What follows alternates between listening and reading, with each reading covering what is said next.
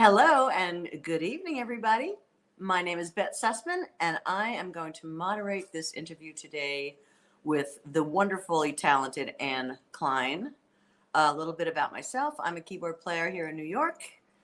I've worked with Ann for years and years and years, so I know all the deepest and darkest secrets. But that's not what we're going to talk about today. Today, I'm just going to tell you a little bit about Ann.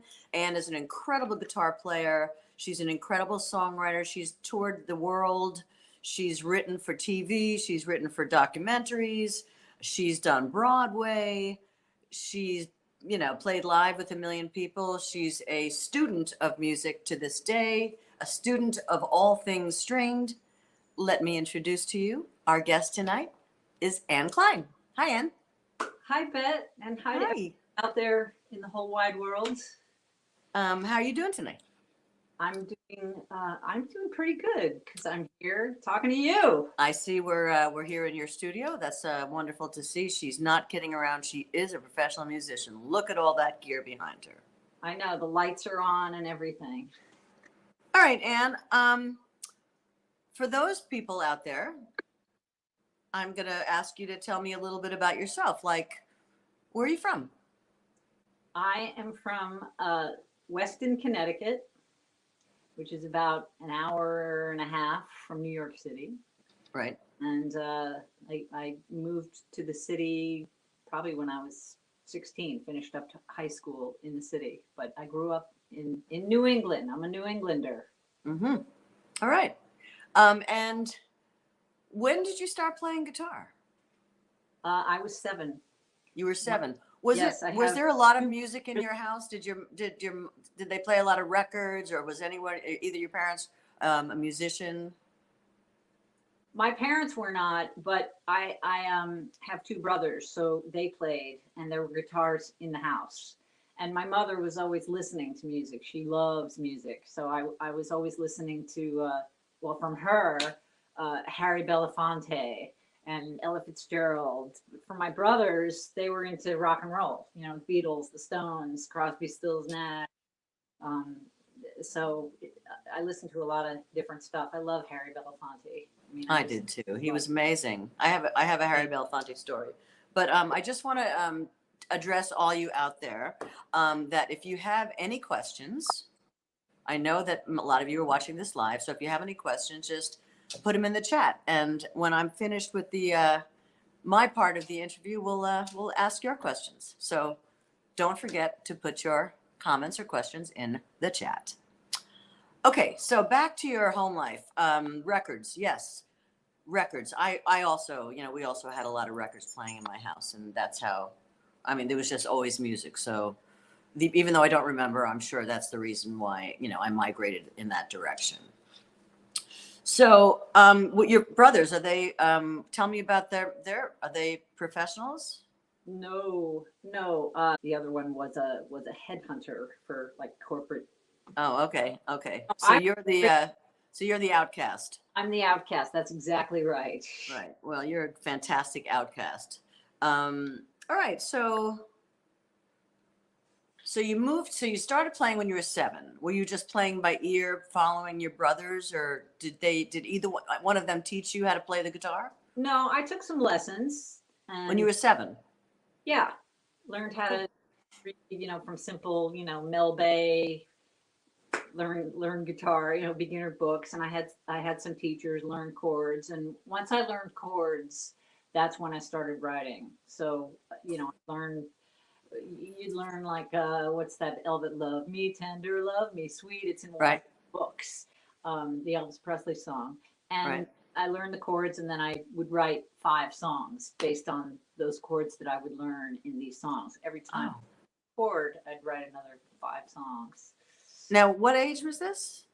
7, 8, 9. You were writing songs at 7, 8, 9. Yeah, they were silly, like. Of course, but that's amazing though. So basically, so what came first was playing, obviously, but then you started to write. As soon as you could get around the neck of your guitar, you could write songs.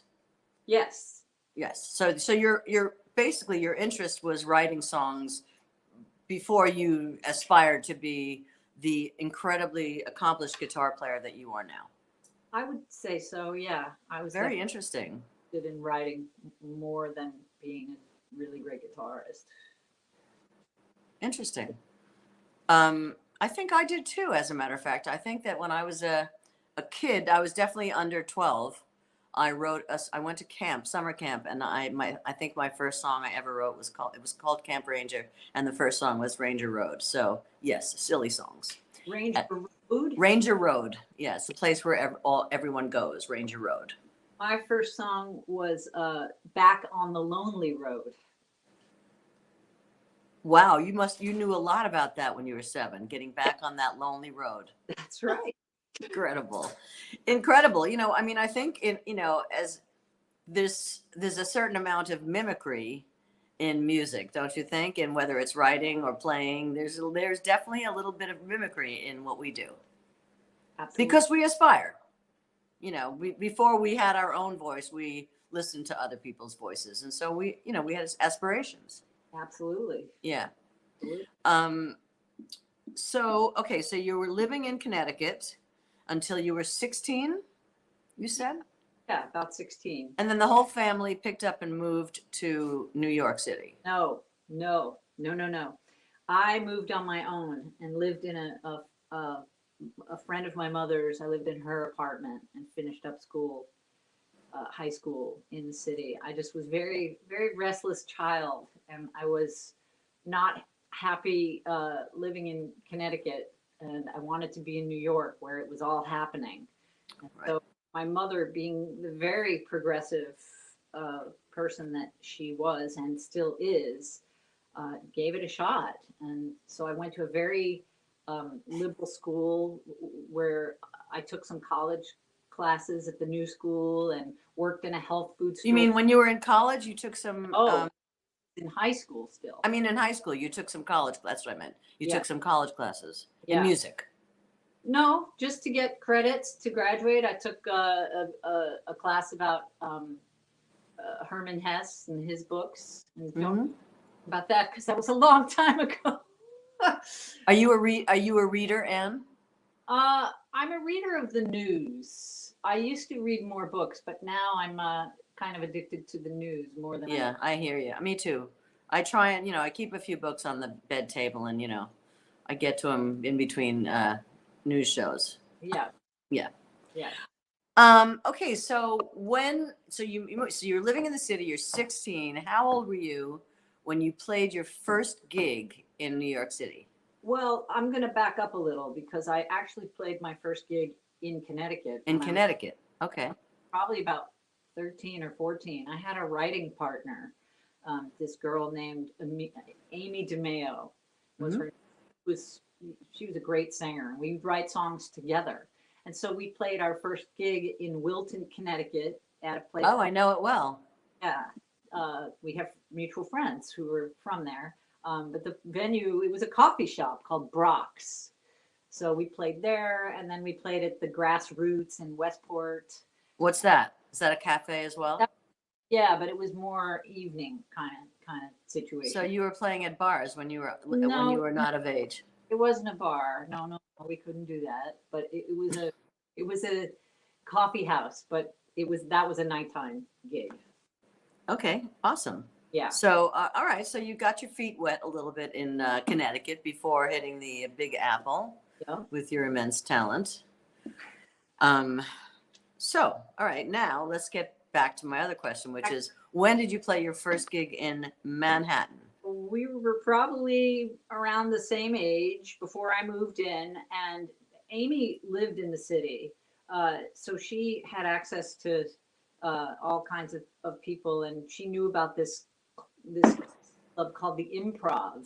I don't know if you remember the Improv. Of course I do. And they had like a Sunday matinee talent show. And oh, really? Got us in there, and we played there. Yeah. Okay, so where was your first gig that you played in New York for money? Ooh.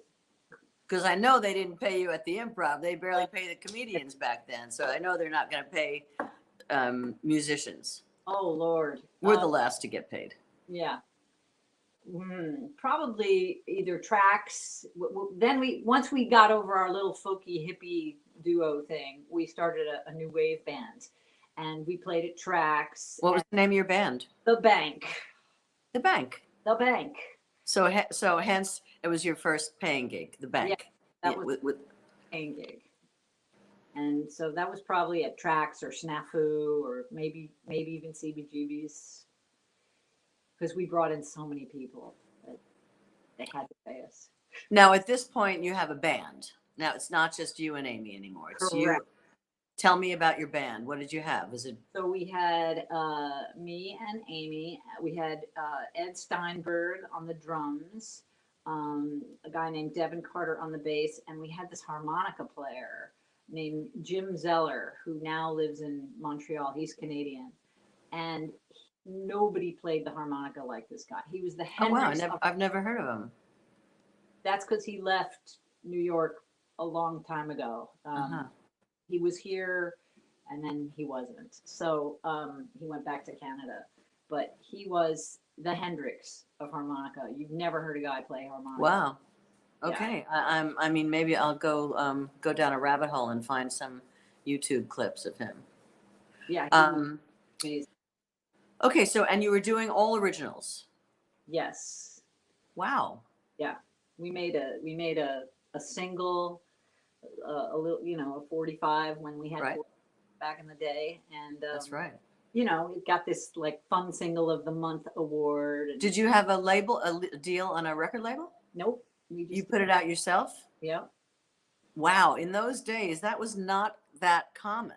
Yeah. For an unknown artist to put out their own music, and let alone have to press it. Yep, we pressed into a record. I'm not even going to ask you about that, but because now basically, I think that's really what everybody does, right? They put out their own music and then hope to get picked up for distribution by a label. Right. So correct. That was in the 80s that we did that. I mean, really, people, Ani DiFranco started doing it in the 90s. Yeah. Yeah. You were. Yeah. No, I'm telling you, everybody out there, she was way ahead of her time. Really, that's kind of incredible. Okay, so you're in New York City. Are you, besides playing live with your band, when did you break away from your band and start playing music with other people? That's a really good. Like, did you play a lot with other songwriters around town? I did, but that definitely came later. I was working at a job to support your music habit. My music habit. And then when I started playing with people, probably in the 90s sometime, but then when my husband moved in with me before we got married, he just said, you have to not have a job. You just have to quit and just trust that you're going to be fine. And so I did, and he was right. Of course. Yeah. You must close doors in order for other doors to open. Oh, wise sage, Tim. Yeah. Well, it's true. It's really true. Okay, so living in sin. Now, okay. So at the time, what was Tim doing? Was Tim an engineer at that point or producer? Absolutely. He had his own studio called Cowboy Service. Right. Oh, so that was back then. That goes back as far in the 80s. No, to the 90s. So Tim Hatfield, everybody out there, is Ann's husband, and he is a producer and an engineer. He's got a studio in Greenpoint, Is it Queens? Yeah, it's Queens.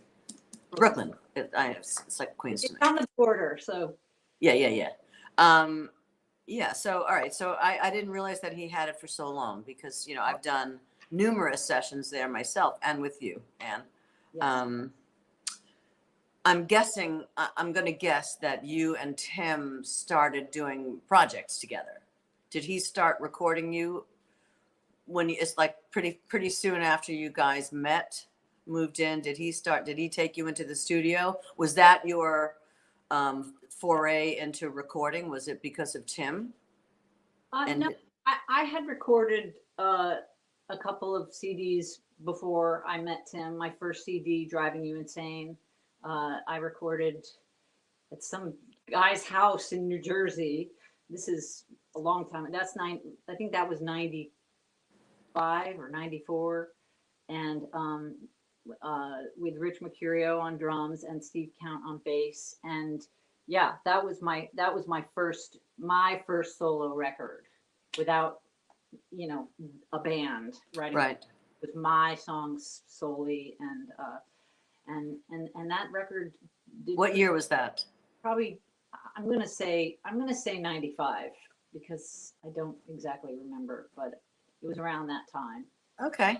And So it was released. You released it yourself, and online. People listened to it, bought it online. we didn't have it online. We made CDs, and I toured in Europe and with band over there, and sold it there and sold it here, and got a lot of reviews, got a lot of press. Radio. Great. Oh, I didn't know. So you started touring in Europe when? Sometime in the 90s. So did you tour in Europe before you actually played like your own solo gigs in New York? No. I did my Give everybody the chronology, because I'd like to know the chronology as Okay, well. the chronology was that I was, after the Bank, I had another band for a short period of time, and then I just went on my own and started playing in clubs at like Nightingales. Remember Nightingales? I don't. Where was it? 2nd Avenue and 13th Street. And, Oh, I probably, I'm sure I was there. yeah. There were way more clubs back then than there are now. Yeah. I mean, I can't remember all the clubs that I went to and played at, because there were multitudes of clubs all over town. Uptown, East Side, Uptown, West Side, Downtown, right? Right. Downtown New York back then was really a place to be. New York was the place to be because there were so many clubs. You could actually go out and play your music back then. Now it's a little bit more difficult. Yeah. So we did some gigs like in Jersey and in Connecticut, and tried to get out of the city a little bit. And I had this record. It was called Driving You Insane. And my friend Amy, who I worked with in the Bank and our little hippie, duo when we were kids, she married this guy from Austria, and they played it for a promoter over there, and the guy loved it. And I had, at that time also, I was playing with Joan Osborne as a guitar. oh, So they loved the record, and they thought we could maybe do something with this because you played with Joan, and they could spin it. yeah. To spin it, and that's when my European tour started. So can you tell me a little bit more about your European tours? Yes, I used, I'm guessing that you had to get bands over there. You couldn't bring your bands because that was too expensive. correct, and I used the same people. This guy Robert Kiner on the drums, and a bass player Klaus Kierke, and Klaus. Amazing bass player. Just Shout out to you, Klaus. Klausy, Robert. They're great, And they're all from Austria. Austria, Salzburg, based in Salzburg. Uh-huh. My manager promoter was a gentleman named Peter Walser, and they're just great guys. And I would go every year, and they would organize 25 dates in 30 days. That's amazing. How long did that go on for? That went on and off for about 14 years. Amazing. Yeah. That's amazing. So you would go up in the summer? No, it was usually either March, April, or September, October. Oh, best times to be there. Anyway, Yeah. Beautiful there those times a year. Yeah. So, did you travel with Joan, or did you play? Was she basically a New York artist at the time? No, I traveled with her. We played. Again, this is a long time ago. I know we went up to Burlington, Vermont. I remember that very well because my dad lived there. Right. We played in New London, Connecticut. We played all over the Northeast. But she wasn't touring in Europe then. There's a wonderful guitarist, Jack Petroselli, who normally played with her was unavailable, and so I just was filling in for Jack. Right. Jack, amazing. We'll Amazing. get back to Jack a little bit later. I want to ask you, besides Elvis being an influence as a writer, do you have, do you get googly about any musicians to this day? Absolutely. I will never get ungoogly about the Beatles. I mean, that's probably the biggest influence for me. But I'm going to add that I would say Lucinda Williams is right up there. I mean, the Beatles are, how do you even describe them? They did everything, and that was appealing to me because I like everything. Right. And they got away with it. But what I loved about Lucinda Williams was it was not everything. It was kind of one style, but it was such a huge statement. And I just thought this is probably a good lane for me to go in. If I would have had to guess what like sort of Americana artists you admired, I would have totally guessed Lucinda, because you have a little Lucinda in you. I felt that when I heard her. Yes. Okay, let's get back to guitar playing. So, did you tour with any major like record label artists? Let's see. Or is it mostly touring your own music? Mostly my own, which I have such great admiration for. My career took a slightly different path than yours, even though we do a lot of things together and we do a lot of the same things. I think that we definitely took slightly different paths. Yeah. Okay, now I'd like to talk about your foray into Broadway. My foray into Broadway. Okay. But before I get to your foray into Broadway, didn't you do, I'm pretty sure you did some like library music. Yes. And maybe you could explain that's writing and recording library music. Why don't you explain to the viewers what that means?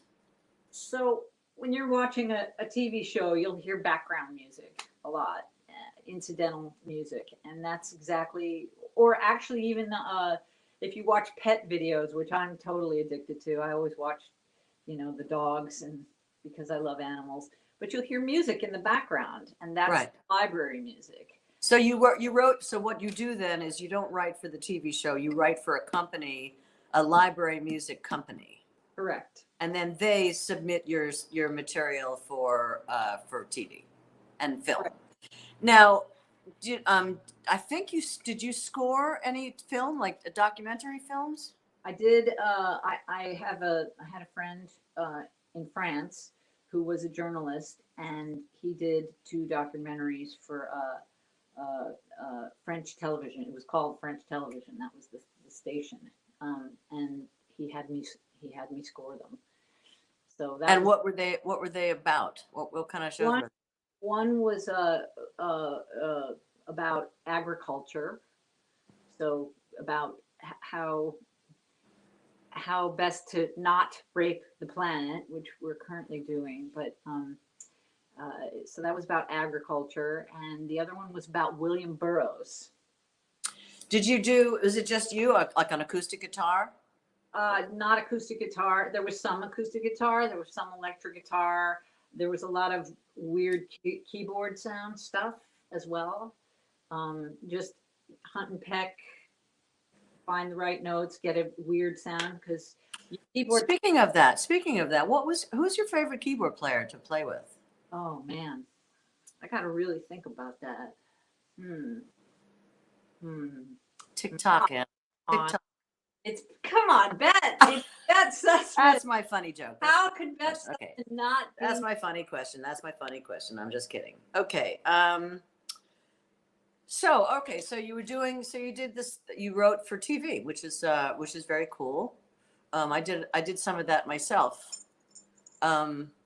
Which is, it was a great outlet for me. I thought it was a great outlet. It was, I did a lot of writing for like soap operas for daytime TV. Yeah, and with I wrote a lot with David Nichtern, who was the writer of Midnight at the Oasis for Maria Muldaur, and we wrote for like One Life to Live and As the World Turns. So anyway, all right. So now let's go to your foray into Broadway. Okay. So a guy named Mike Ahrens was working with Tim, my husband. Rob Arthur was producing the record for Mike's wife, Anya Singleton. And so I met Mike Ahrens, who is kind of a bigwig in the Broadway world now. At that time, he was just playing. And I asked him if he needed a sub. And he said yes. And so I went in and subbed for him on the show Grease. Well, wait, like there's a lot that goes between you asking Mike Ahrens if he needs a sub and your first date on the show. Absolutely. So Grease. For all of you out there, when you go and sub on a show, you get the music. It's called the book, and you learn it at home on your own. So you have to learn dialogue cues. That will cue. Sometimes it'll be 1, 2, 3, 4. Sometimes it'll just be a sniff. Sometimes you have to really know what the conductor's doing, and so you have to know the show. And I spent a lot of time learning that show. And I nailed it. And Mike had me sub on many shows for him. And it just led to me subbing on other shows that he had nothing to do with, word kind. Right. And then I got my own chair. Then you got your own chair, and that was in Head Over Heels. Head Over Heels, which is the story of. It's the music of the Go-Go's. There you go. Yeah. That's all. I didn't want the story. We don't need the story. So that was I saw the show. It was very cool, and it was an all-female band, and which is not important, but it was kind of cool. I think it's probably the first one on Broadway, so that was kind of cool. It was. Right? It is the first. It was the first one, right? Yeah. Okay. So was that difficult? Is there a long rehearsal period that goes into that? Not really. In fact, the musicians are kind of brought in last. And Right. kind of get thrown into the fire. So you have to read well, which I mean, I'm okay. I know. I think you've gotten much better. I mean, from where you were 10 years ago or 15 years ago to where you are now is pretty commendable. Oh, yeah. I worked on it. So we had, I don't know, maybe a week or something of rehearsal. Not even. Wow, amazing. So did you do another show after that? I did Almost Famous. Almost Famous. That's a Broadway show. I also did Superhero, which was off Broadway, and those both were composed by Tom Kidd. Well, Almost Famous had music from the movie, but he also wrote some original songs to accompany the score that was in the movie. Mm-hmm. Cool. So I'm going to guess, knowing Broadway music and how diverse it is, how there's, particularly now on Broadway, there's just, I mean, in the last 10 years, the variety of genres on Broadway has totally changed. It used to be very typical orchestras, piano, strings, horns, and now it's quite different. I'm sure that did you find that you had to learn any additional instruments for any of the shows that you played?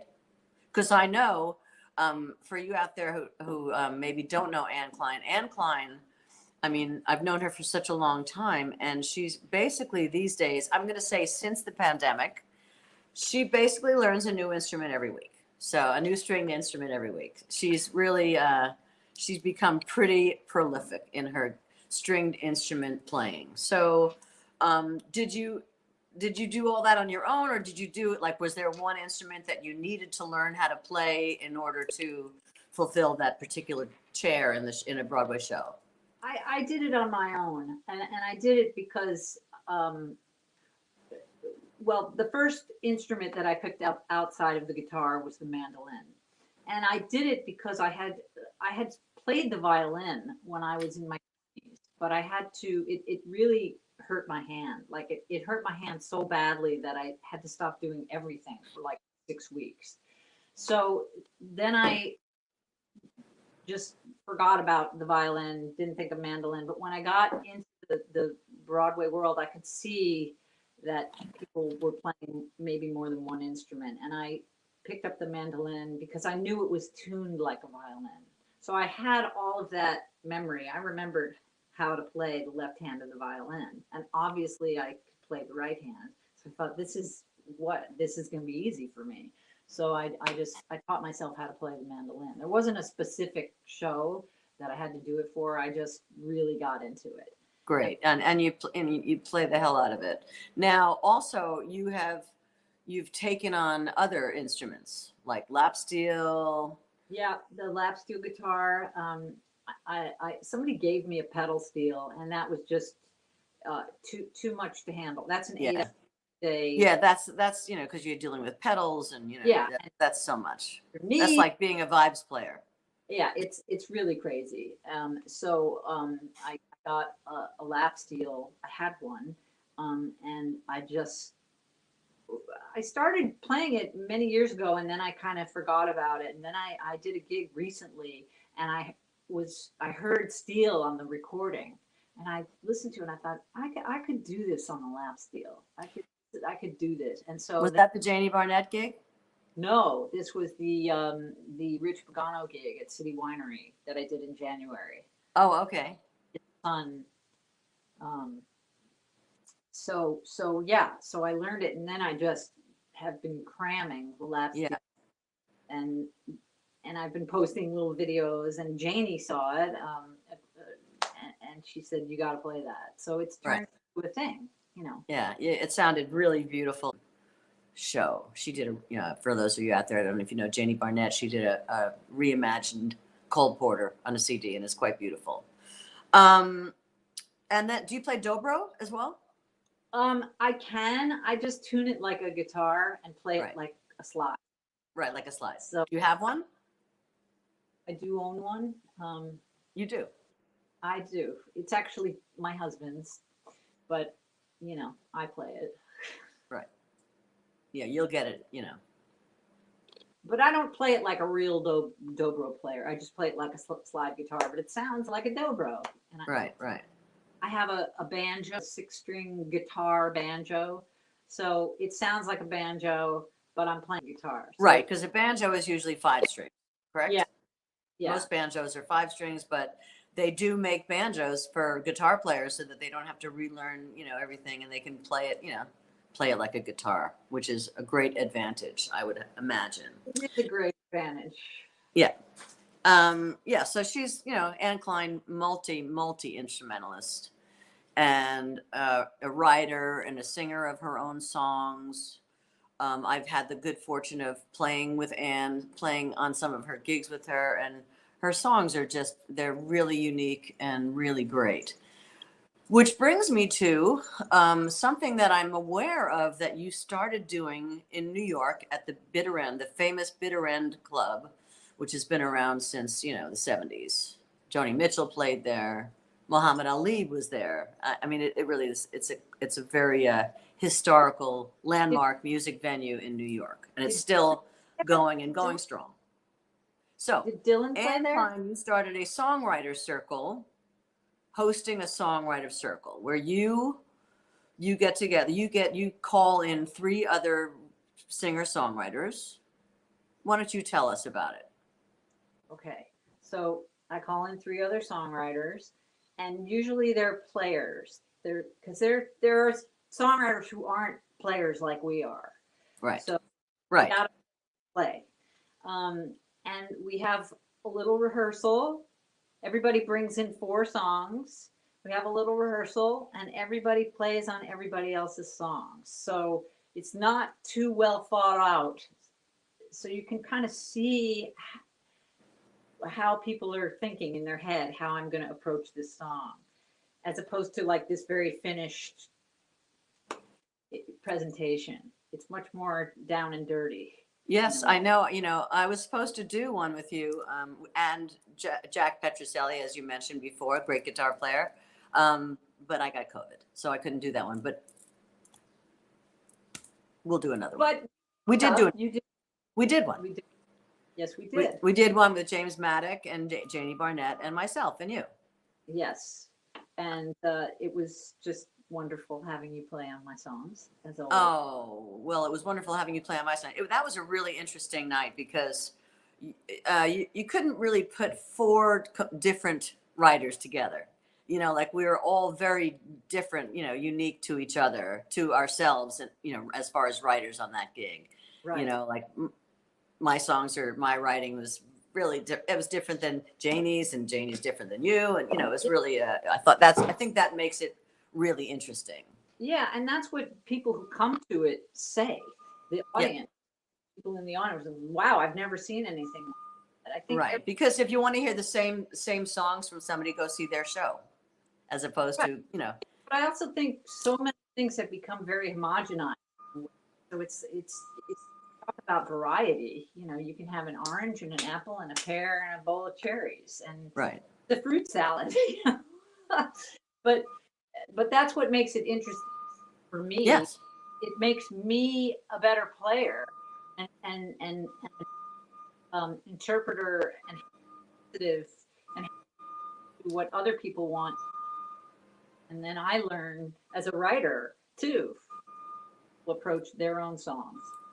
So it's really fun on a lot of levels. Yeah. I mean, you rocked it as a host and as a writer, and it was really, that was a really, really, really fun night. Now it appears, Ann Klein, that there's a question from a viewer. Here it is. As we mentioned in the beginning, you know, if you're watching live, please feel free to, if you have any questions for Ann, just put it in the chat and we'll see it, like I'm going to do right now. Okay, Ann, question 1. Did moments with broken hearts help you create the songs you are most proud of now? And is it possible for you to create significant songs when everything in your life seems to be great? Good question. Oh, wow. That is a good question.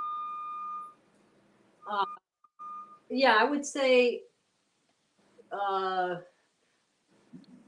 broken hearts. Yeah, too many broken hearts songs. These. No, you don't. I'm if I can chime in here on this answer just a second. You don't have a lot of like broken heart love songs, love gone wrong songs at all. A lot of love gone wrong songs. I have 1 or 2 love gone right songs. Like my song "Real Love," which I just found out, by the way. You know Dina. You know Dina, right? Dina Regine? Yes. Yes. Yes. She's a DJ, and she told me that she plays this song "Real Love" all her wedding gigs. But no kidding. No, that song's been a major hit. It's about being. Oh, it's really sweet. I'm in love. And what's the other one? What's the other positive love song? Other positive love songs, probably "You Shine." Now, if people out there want to hear these songs, where can they hear them? So you can go to Bandcamp. So my website is annkleinmusic.biz. It's ANNKLEINMUSIC. And then take you to Bandcamp library music. And there's some songs already.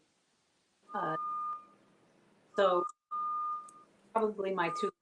It's true. I don't songs. I don't know why I felt written. I know why, because you're a happy person, and you thrive when you're happy more than you do when you're sad. And I can relate to that too. You know, when I'm miserable, it's really hard for me to write music, write songs. So I just can't do it. I just want to like curl up in a ball and, cry. I'll tell you what's emotionally difficult for me, because I don't want it to seem like, oh, I'm just happy all the time and I'm this.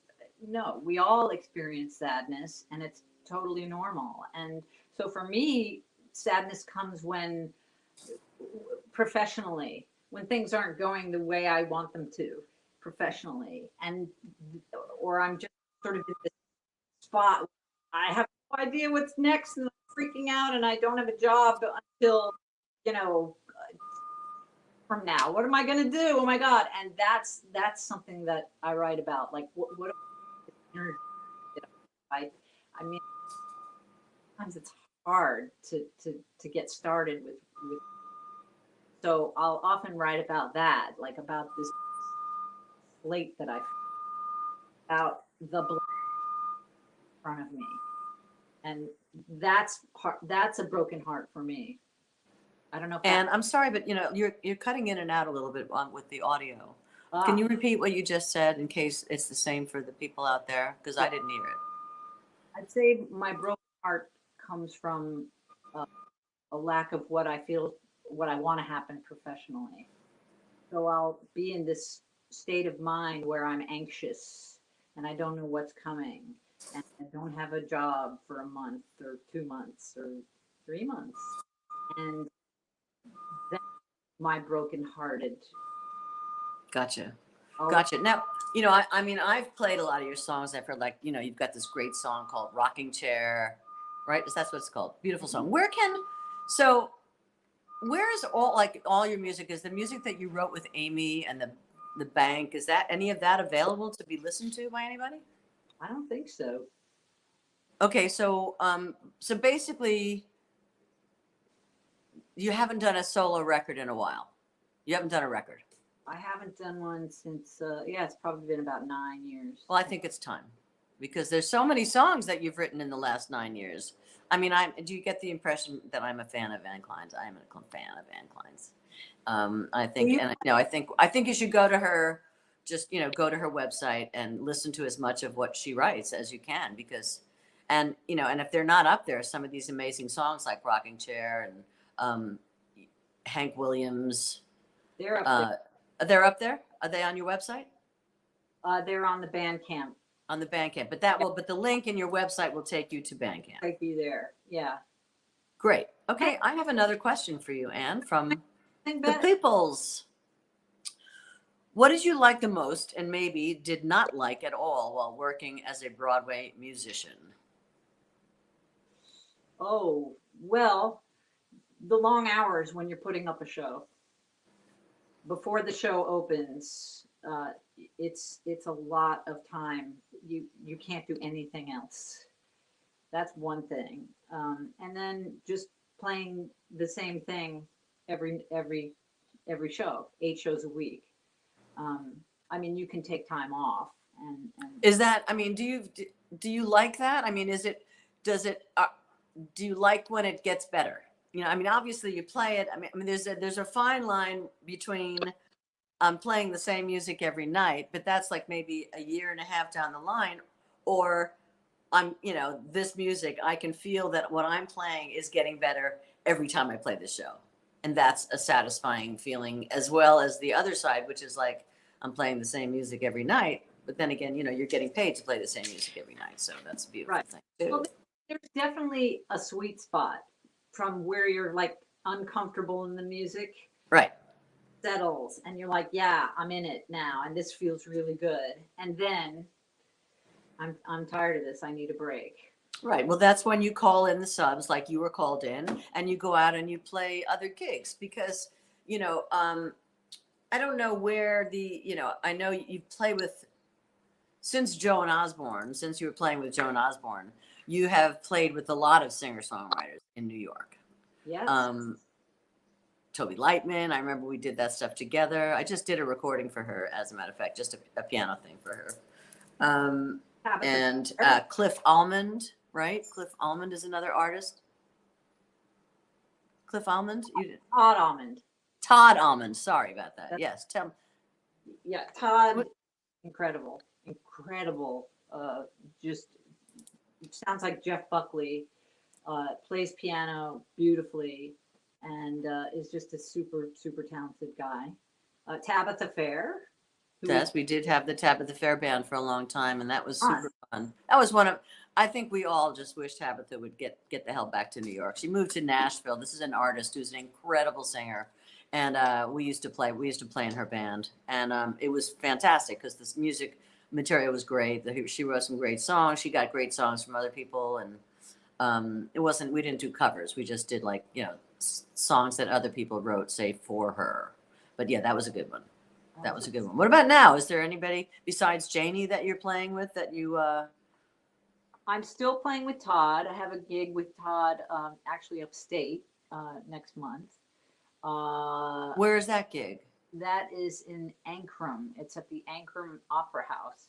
Never been there. Where, upstate New York? Ankrum Yeah. is the name of the town?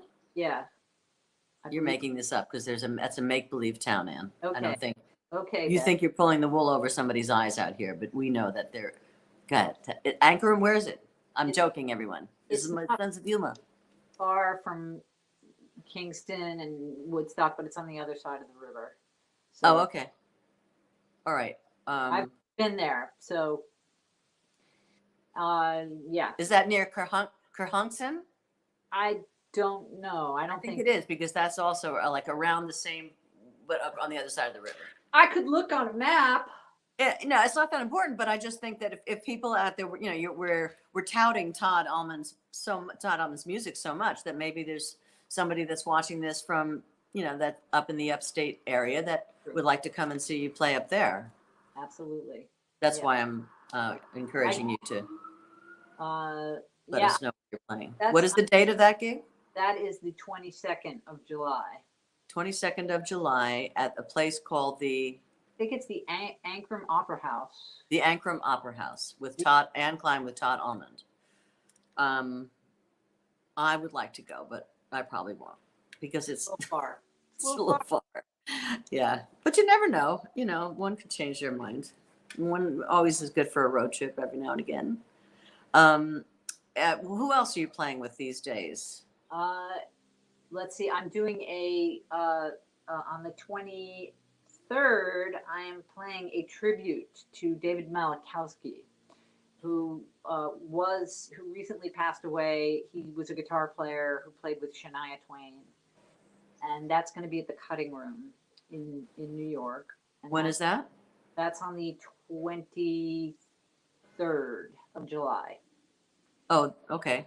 And then, so that Lorenza Ponce is going to be playing violin, Dan Weiss on piano. I mean, just Jerry Murata will be playing drums. Oh, great. Oh, great. And is playing bass. It's going to be crazy.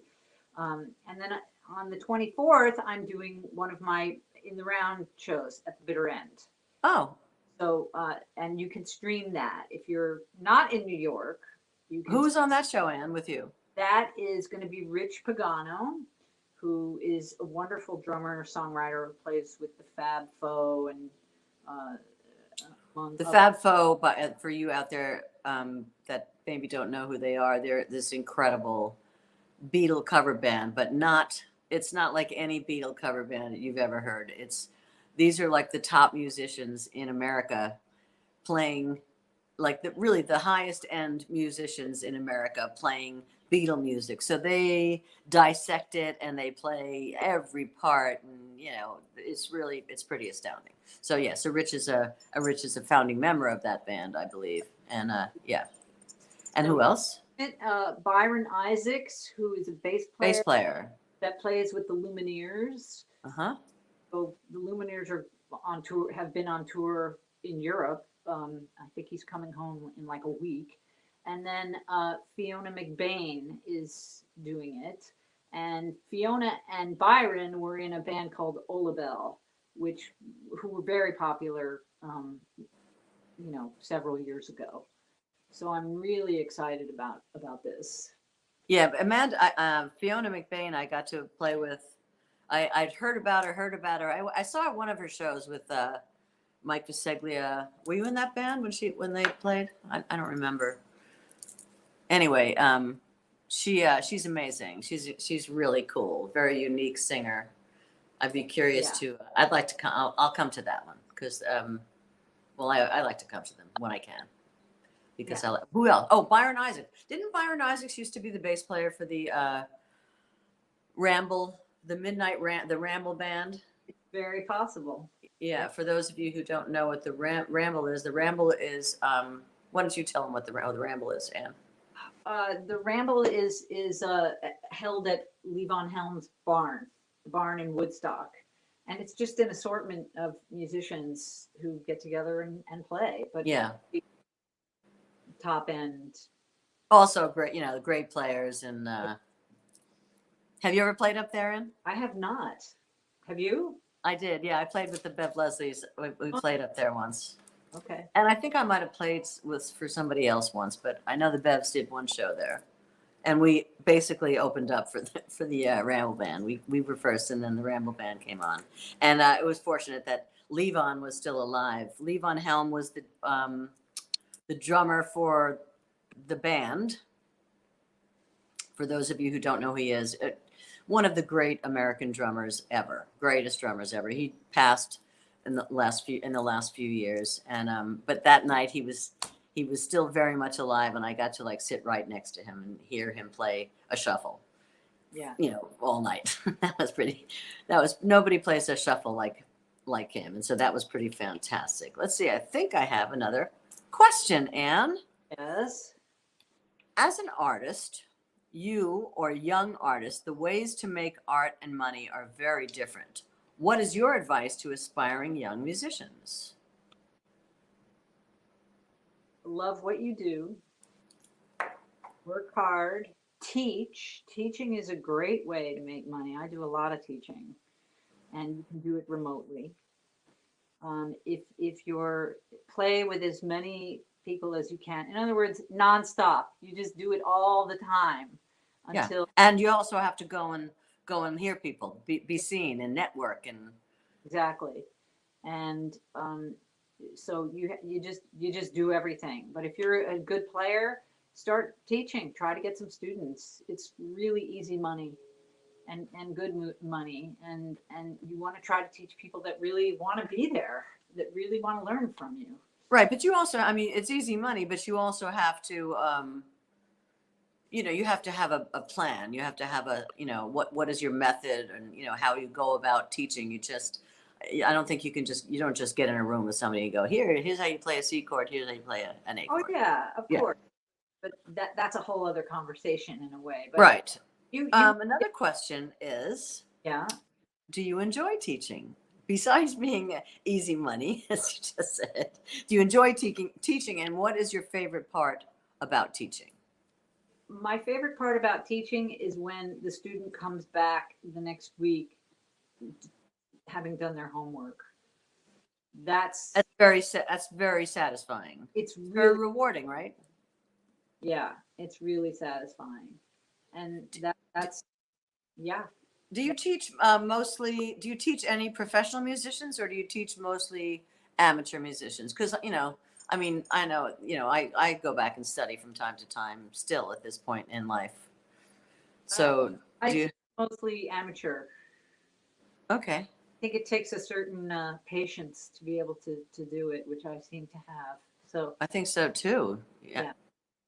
Are they young, or are they contemporaries? Mixed ages. Do you find that, how old is the youngest student that you have? I think he is 13. Okay. Does he get it? Actor. He's an actor singer, but he loves guitar. He loves it. Mm-hmm. And he's 13. He's an actor, singer, and a guitar player now because of you. Amazing. Yeah.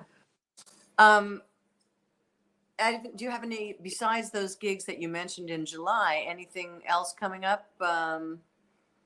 Any Broadway shows, or any? Are we on a little hiatus from the Broadway right now? We're on a little hiatus from Broadway. I was involved with a show last year that played off Broadway that I think will come to Broadway. What show is that?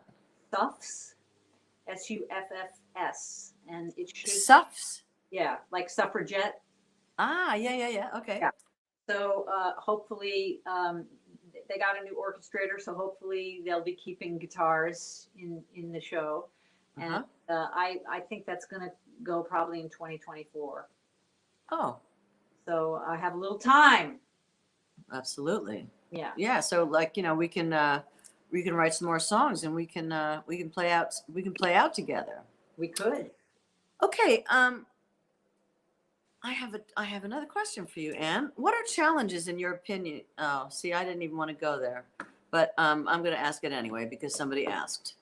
What are challenges in your opinion that female musicians face in the music industry, if any?